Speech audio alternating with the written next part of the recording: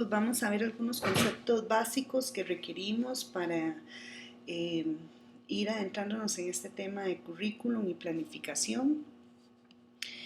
Lo primero, bueno, ustedes ahorita están trabajando con el concepto de currículum, ¿verdad? Van a ver que es sumamente complejo, no hay un solo concepto unificador.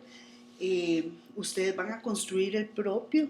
eh, Hay elementos básicos que sí uno esperaría, ¿verdad? Que lo vamos a ir construyendo a lo largo del curso, ¿verdad? Muy importante entender que una cosa es el currículum como ese ideal, ¿verdad? De país, lo que realmente es válido para la cultura. Y otra cosa es el diseño curricular, es decir, cómo se lleva eso ya a la práctica. Eso que está definido políticamente, eh, desde lo normado, el currículum prescrito y cómo ya ahora sí se lleva a la práctica mediante el diseño curricular y ya más puntualmente la planificación curricular, que es lo que nosotros hacemos como docentes para eh, llevar a cabo ese proyecto país que está definido desde el currículum. Lo hacemos mediante el diseño y la planificación curricular. Ahora bien, cada vez que vayamos a esta planificación curricular, es muy importante y también a la hora de hacer el análisis del currículum, que eso lo van a hacer ustedes también con los diferentes programas asignados, tener en cuenta estos tres conceptos. Siempre la planificación, toda propuesta curricular va a estar organizada según dos grandes principios que son el alcance y la secuencia. El alcance es decir, hasta dónde va a llegar cierta habilidad en cierto nivel. Por ejemplo, hasta qué habilidad tenemos que lograr en lectoescritura en primer grado. ¿Qué conjunto de habilidades tiene que lograr el estudiantado en el primer ciclo de la educación general básica en el área de matemática? Ese es el alcance, hasta dónde va a llegar, qué conocimientos tiene que tener después un muchacho, un estudiante, hasta en el área de matemática cuando concluya el segundo ciclo de educación general básica. Y así para cada uno de los niveles, ese es el alcance, hasta dónde llega el conjunto de objetivos, contenidos, habilidades que están determinados en ese currículum. Y la secuencia es la forma organizada, ¿verdad? Que va llevando cada una del conjunto de habilidades. Eh, bueno, ustedes lo han visto, por ejemplo, en lectoescritura, ¿verdad? ¿Qué habilidades se enseñan primero? ¿Cuáles después? ¿Cuáles seguidamente? Hasta lograr que una persona alcance la comprensión de lectura. No podemos iniciar poniendo a un muchacho a leer una novela y que una vez la comprenda. Vamos a ir de manera secuenciada, desde aquellos fonemas, formación de palabras, formación de oraciones, formación de párrafos, esa es la secuencia. Y como docentes requerimos dominar muy bien esas secuencias del desarrollo humano para poder realizar planificaciones acertadas y pertinentes para permitir y favorecer el aprendizaje en el estudiantado. Siempre que hablamos de currículum es muy importante tener en cuenta las tres grandes fuentes, que es el alumno o la persona, más bien la persona en formación. ¿Por qué? Porque esa persona en formación trae todo un bagaje, un, este, tiene su propio desarrollo, tiene sus propios contextos, entonces el alumno o la persona como tal es la que nos va a dar muchas luces de cómo se debe planificar, cuáles son sus intereses, cuáles son, como les digo, sus necesidades, el contexto sociocultural, en dónde estamos determinados, es una gran fuente del currículum, por eso es que no hay un currículum universal porque cada cultura va a demandar de sus propias propuestas curriculares su identidad sociocultural, entonces es muy determinante y más cuando ya empezamos a hablar de planificación, el traslado que tenemos que hacer de todo ese contexto en donde está la persona a la planificación. Y las grandes áreas del saber le aportan un montón de contenido curricular, o sea, ¿qué de matemática es importante saber? para tal nivel, según el alcance, ¿verdad? ¿Qué es importante en el área de español que todos tenemos que saber? ¿Qué es importante en el área de ciencias? Y vean, por ejemplo, el área de estudios sociales, tan determinada está por su contexto sociocultural. Nosotros estudiamos la historia de Costa Rica, todo su desarrollo. Podremos tener pinceladas de historia universal, pero no nos ponemos a estudiar en detalle, a profundidad la historia de, no sé, Guatemala, por ejemplo, porque lo importante para nosotros como costarricenses es dominar nuestra propia historia.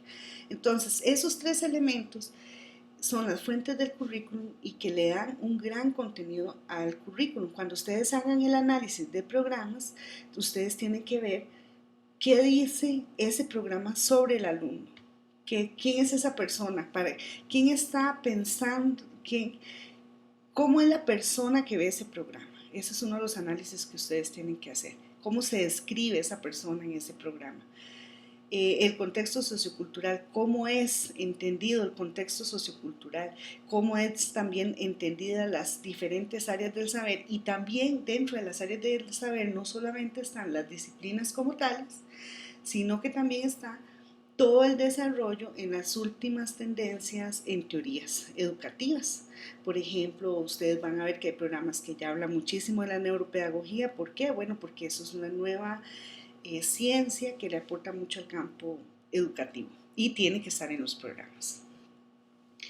Bueno, todo currículum, como ya ustedes han visto, esta semana lo vimos también con la política, tiene un conjunto de fundamentos filosóficos, es decir, cómo es que se interpreta al ser humano, ¿verdad? En este currículo, cuáles son los, los aspectos filosóficos que lo definen, el humanismo, el constructivismo, como es el caso nuestro, la complejidad, los aspectos, los fundamentos psicológicos, tienen que ver con aquello de cómo se da el aprendizaje, cómo es el desarrollo humano, cómo se dan los procesos de aprendizaje, ¿verdad? En la persona, cuál es el momento oportuno según el momento oportuno para enseñar ciertas habilidades, según las fases del pensamiento, en fin, todo lo que tiene que ver con sociología, antropología, todo eso está encerrado en la parte cultural, ¿verdad? De cómo se da las formas de comunicación, de organización social, cómo se asume el poder. Todo eso está transversalizado en el currículum. Vean ustedes que, por ejemplo, una práctica extracurricular como la conformación de gobiernos estudiantiles, eso es aprendizaje modelando nuestra democracia, que transversaliza la práctica de aula. Eso está determinado por esa lectura socioantropológica cultural que tenemos de nuestra realidad democrática, por ejemplo. Lo biológico tiene que ver con todo lo que son factores de crecimiento, maduración, también tiene que ver con desarrollo humano. En nuestro contexto sigue muy inmiscuido la parte religiosa, que determina muchos ciertos contenidos y temas y cómo se abordan y qué perspectiva se les da desde una perspectiva religiosa cristiana, que es la que nos domina, ¿verdad? Y también todo lo que tiene que ver con la pedagogía, cómo se da la enseñanza, cuáles son las mejores estrategias, cómo se entiende el currículum desde la pedagogía, cómo se entiende el diseño, la planificación, las estrategias metodológicas, cómo se entiende la evaluación de los aprendizajes desde esa lectura pedagógica. Y así es que entonces el currículum está compuesto de todos aquellos aspectos ontológicos, es decir, cómo se comprende al ser humano, desde la filosofía, la psicología, la antropología, todo eso.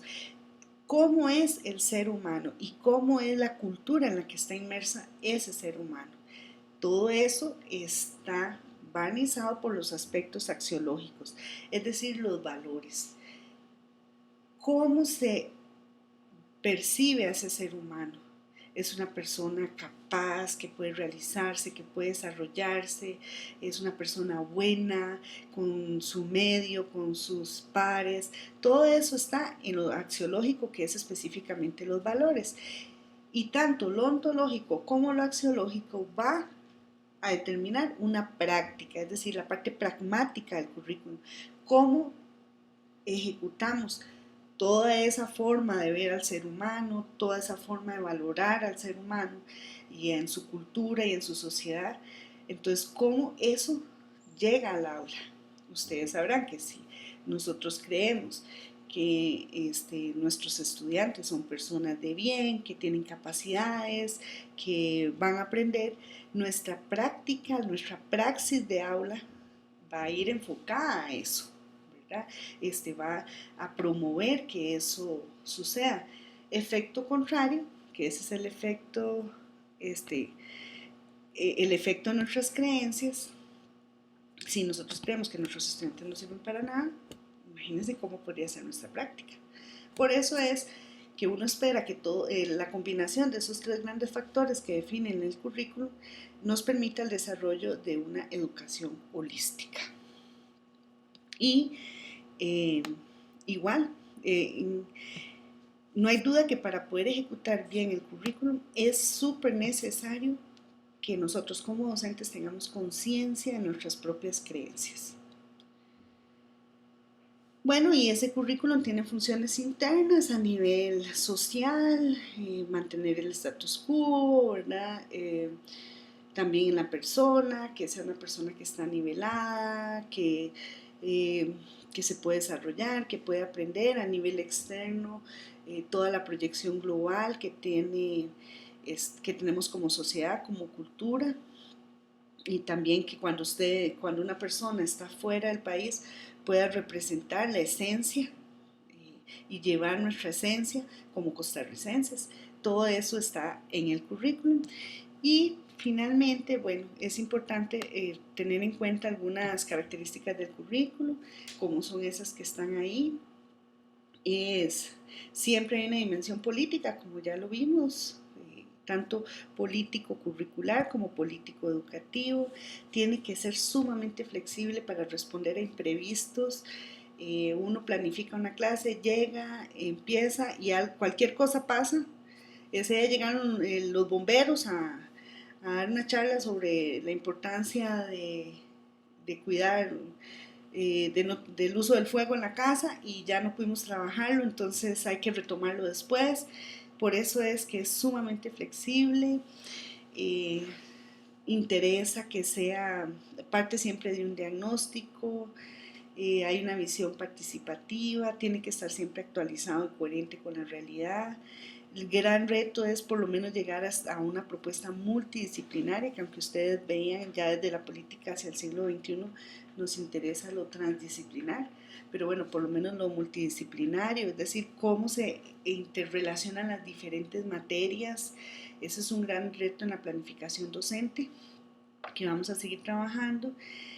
Que sea sumamente metódico, ordenado, estructurado, ¿verdad? Y bueno, siempre va a tener una parte muy cualitativa de cómo se desarrolla esa persona y otra parte muy cuantitativa, especialmente cuando requerimos evidencias para la evaluación sumativa, que eso generalmente el docente de educación especial no estamos tan condicionados a eso. Ok, esos son los primeros conceptos que vamos a ver esta semana en relación al currículo. Cualquier duda, por favor, la anotan en el foro de dudas.